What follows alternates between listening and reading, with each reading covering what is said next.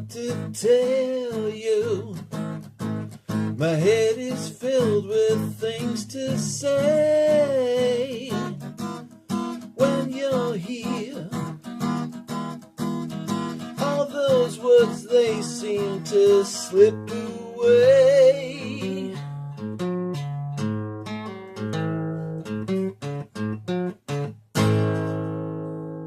That was one of my favorite George Harrison Beatles songs, and I thought maybe tonight we could look at George Harrison a little bit. Probably my favorite member of one of my favorite bands of all time, the Beatles. But also, I really like George's solo work at all. I think of all the Beatles' solo output, I think his ranks up there with my favorite. And I think it's his birthday coming up in the next day or two. So from what I gather from my information, I think it's February 25th, 1943, Liverpool. I've seen some sources that say the 24th, but a lot more of them say the 25th, so I think I'll go with that. So that would make him a Libra rising, at least in the time of birth I have, which is 11:43 p.m. That makes him a Libra rising, and that's the seeking of the balance, and that's easily the most passive and calm and quietly charming.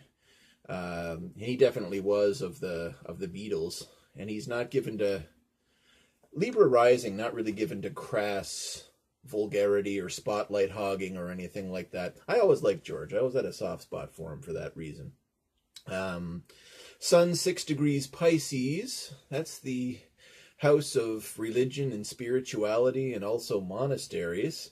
And we all know George was, aside from music, was really, really deeply into the Indian mysticism and the Hindu religion and the transcendental meditation, often going with monasteries and meditation retreats with Maharishis and gurus and the like. Now, he was the one of the Beatles that actually stayed with it until the end of his life, which we'll come to.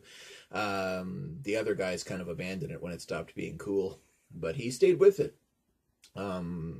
So he walked the walk with that stuff, I think, taking up the sitar and really living it. Moon in Scorpio, that's the realm of death and transformation. It's not a particularly lucky moon. It's an intense moon for sure. But that's the dark horse. He's the dark horse of the Beatles. That moon in Scorpio is right in his first house. Not the luckiest place for it either. But something interesting, though, is that moon in Scorpio, if it's fairly close to his ascendant, he always seemed to have that look of somebody who looked like he knew something you didn't. So even in those early interviews when they're all being clean cut and, charming and cracking all their jokes, he had a real incisive, wit that cut right to the quick with his jokes. He was a really, really smart guy, I think. He always seemed like it.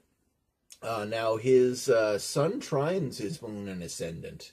So this is almost always will produce probably a calm, collected demeanor and appearance and personality, and that certainly is George.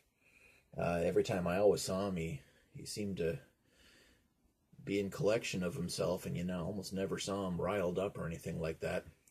But that Pisces sun in his fourth house is home and security. Now, remembering that Pisces normally is the natural ruler of the 12th house, so that's the house of hidden enemies. So now his fourth house squares Uranus in the 8th as well, and that's the house of death. That's a dangerous mix, if you ask me. Which brings to mind, I think, it brings to mind an attack that he and his wife had in his home by an assailant that was referred to as, when they caught him, as somebody called Mad Mick. Despite his considerable security measures, that's fourth house, the fences, alarms, walls, very big house, incredibly huge, sprawling estate. Cameras, the works, that's everything. And some loony just gets in without tripping any of it and attacks and nearly kills George with several stab wounds. That's hidden enemies. And that's certainly the unpredictability of Uranus in the 8th, too. He lived on another few years. It wasn't fatal, but I suspect his number was probably supposed to be up that night. It sounded serious. Now, George, of course, when asked about it, even made light humor of a very situation. He said something to the degree of, well, I could tell you he wasn't there to audition for the Traveling Wilburys. Kind of a funny little joke, but it's a very serious situation. Now, George's true north node was in Leo, house 10, right near his midheaven, and that's definitely the realm of the rock star. Biggest band of all time. What can you say? He made true of it. He was living his essence. Pluto is conjunct his midheaven, and I think we can say that his transformations and troubles and even his death were all in the public eye, highly publicized. Now, Chiron and Lilith are less than 1 degree away from his true node. So, I mean, that's a real kind of a curse to his fame as well. While he was alive, his fame was, I think, really, really difficult for him, as it was for many of his colleagues. So with Chiron and Lilith right on your true north node, Pluto being there too, I mean, I wonder, I should look at John Lennon's chart. He seems to have something similar too. So this fame was a blessing and a curse for all these guys, I think. So, I mean, this chart, when I look at it, really seems like a dark ending to a career of a really nice and talented and bright musician. Almost like the chart of a man who made a deal with dark forces that he didn't entirely understand and subconsciously maybe knew one day that these dark forces may collect. Saturn and Uranus in the 8th house, like Saturn is karma, the collector, the reaper, coupled with the lightning bolt unpredictability of Uranus, not knowing when this is going to happen, and when it does, it happens. Add that to the mysterious Pisces sun and the not particularly fortunate Scorpio moon. It's a dark chart for sure.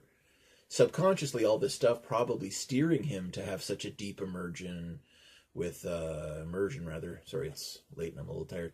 Immersion with religion and spirituality and meditation. And I think a lot of this stuff really informed his music and his guitar playing, the religion, I mean. And I think all that stuff really imbued it with a really bright and exotic mystique. I'm a big fan of his guitar playing. I think he's just a terrific guitar player, well known as a rock star, but I think possibly underappreciated as a guitar player.